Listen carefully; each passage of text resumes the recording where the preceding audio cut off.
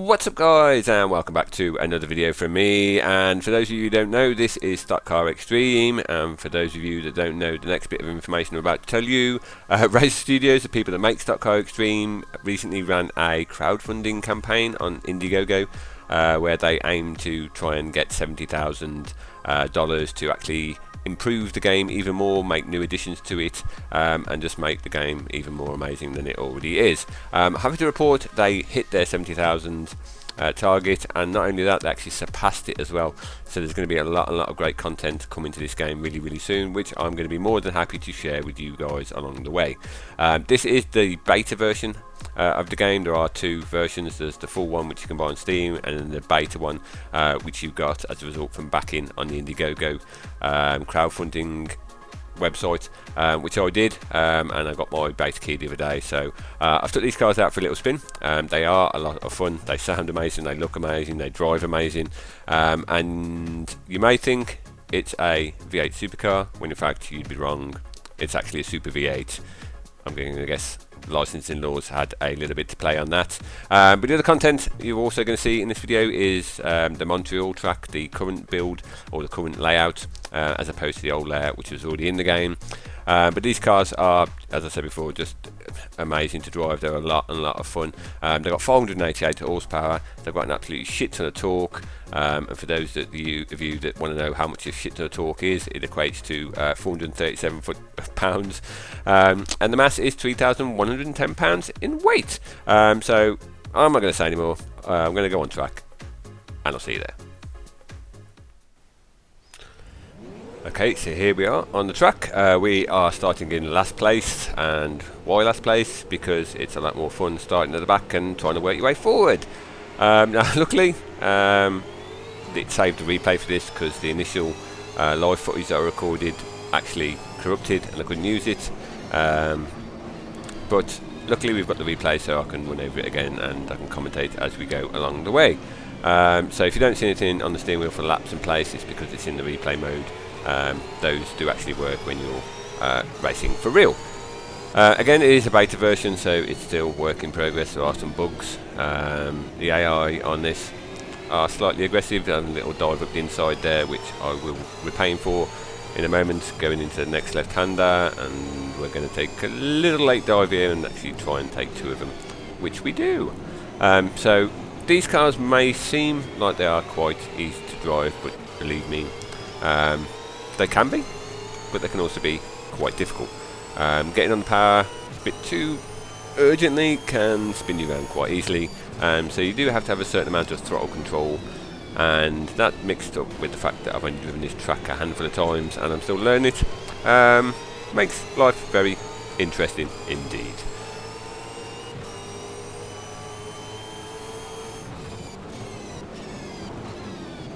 A little sneaky dive up the inside there. If you can leave the door open, I'm going to walk straight through it and take your position away from you. So the AI on this are at 95% as well. I'm not quite fast enough to get them up to 100%, but it seemed like quite a challenge. I probably was a little bit faster than some of them, not all of them, but it makes it for an interesting race, and that's why I started from the back, because I'm going to guess you guys want to see overtaking, and not just 10 minutes of hot lapping.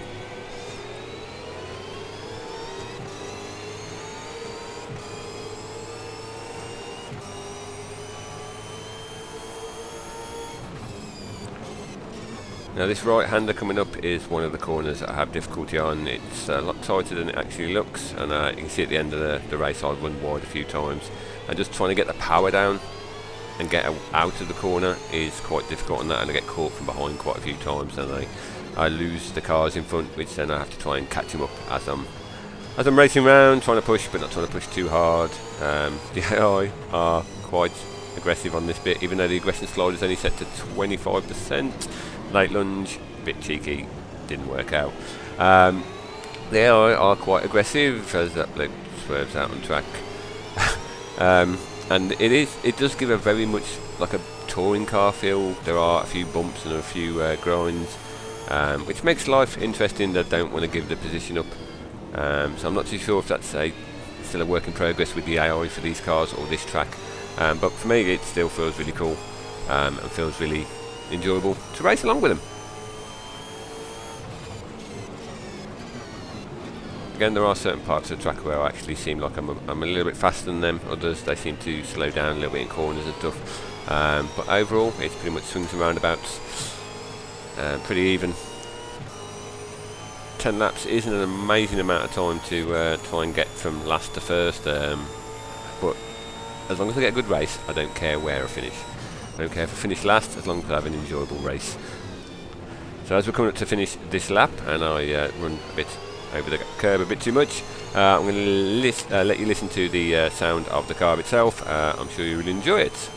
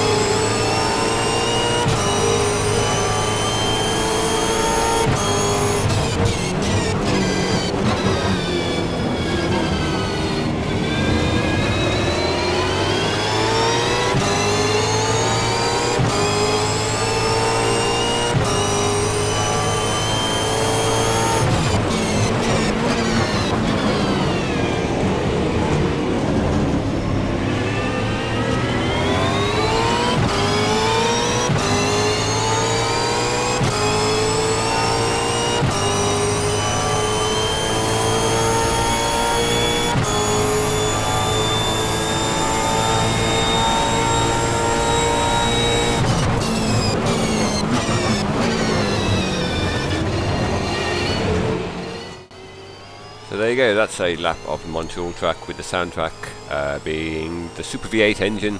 It does sound pretty damn cool. I do have a tendency to have the headphones whacked up full on this. I'm going to guess my hearing in the future may take a little hit as a as a side effect to having these roaring down my ears for 10 minutes plus every time I race. But yeah, I decided just to do a 10-minute race rather than a big long one, because it takes forever to upload with my shit internet connection, which BT hopefully going to sort out sometime in the future, sometime in the next 5, 10, 15 years. But that's a topic for another story. I'm not going to have to do a run video on BT. I've told them the shit. But hopefully, once that's fixed, I can start doing bigger videos and longer videos, and not take an eternity to upload, which is a pain in the ass.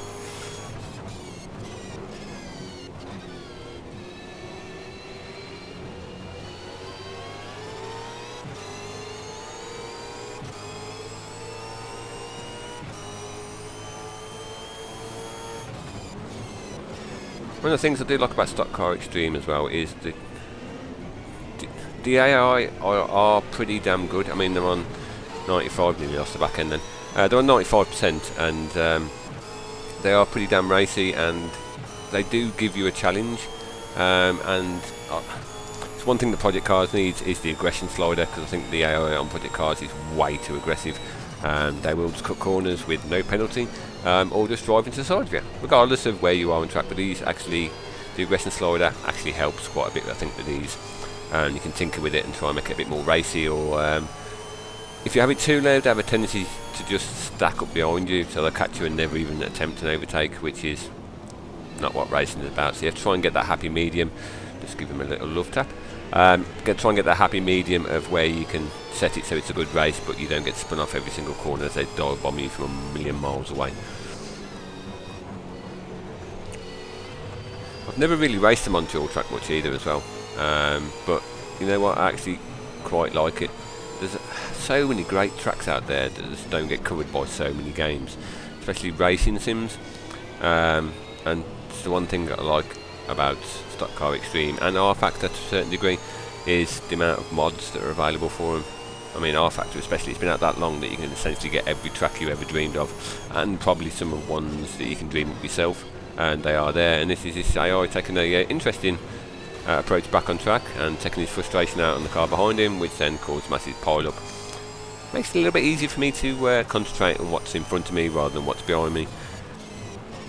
But yeah, if you ever want to know how to race and how to rejoin the track, what that AI did, that's not the way to do it.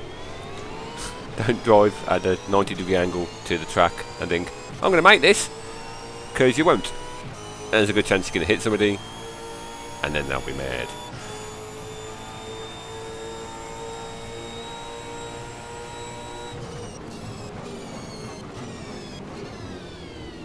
I should also be getting my TX dashboard ordered from simracing hardware.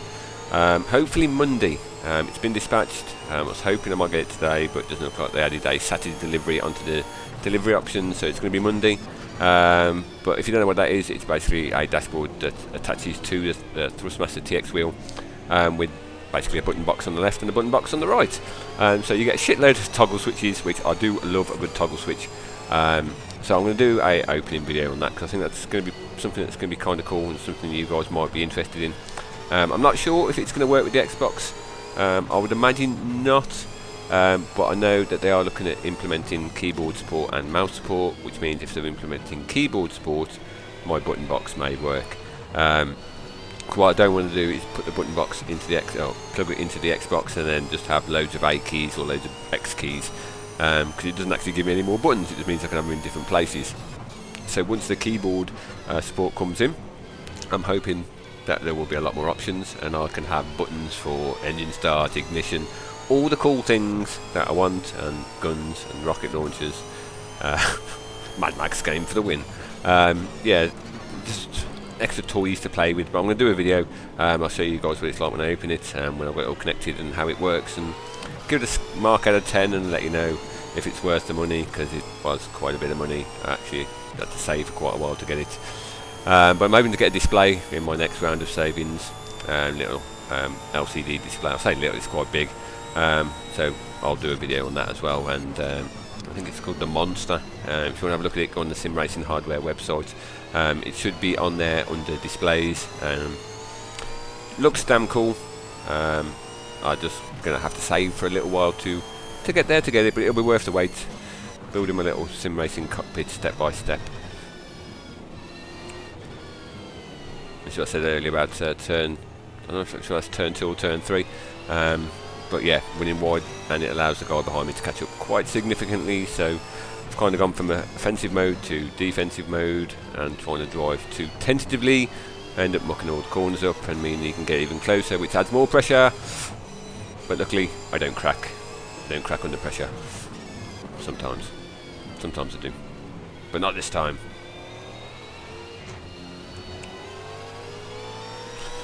We're approaching the end of the race now. I'm not sure if this is indeed the last lap, but it's pretty safe to say, unless it's something drastically goes wrong with the cars in front, I'm not going to catch him.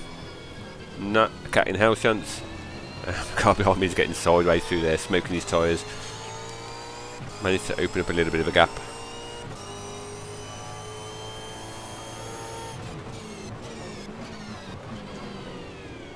Locking at the brakes quite a bit as well, which kind of forces me into the corner and makes it a bit tighter than I wanted it to be.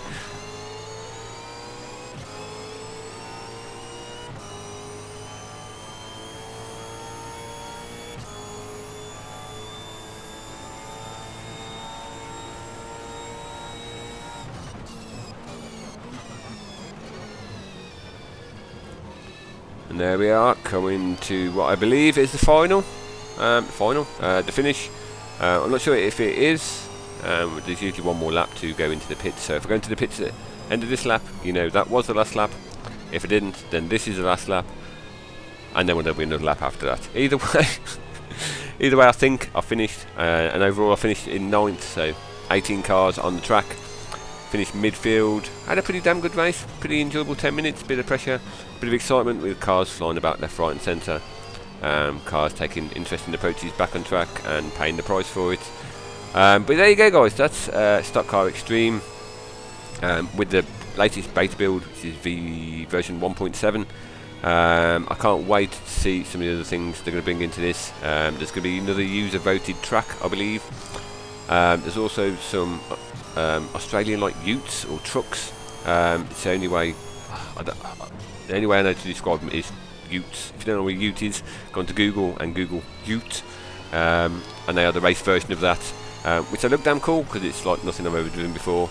And the one thing I'm looking forward to the most is the super trucks. And why the super trucks? Because we get jumps, and yes, jumps isn't in many sim racing games, but it's going to be in this real soon. So we're going to be getting lots of air, lots of high speed, and I dare say lots of barrel rolls where we get things wrong, which hopefully won't be too often. But yeah, there's going to be lots of interesting and great new content. We're just heading to bits now. Lots of interesting and great new content for Stock Car Extreme, which I'll try and keep you guys updated on as it comes out. So I hope you do enjoy this, guys. If you have, hit the like or the share button, and if you're new to my channel, hit the subscribe button and become one of my target 15,000 for the end of this year. But until my next video, I'll see you all soon.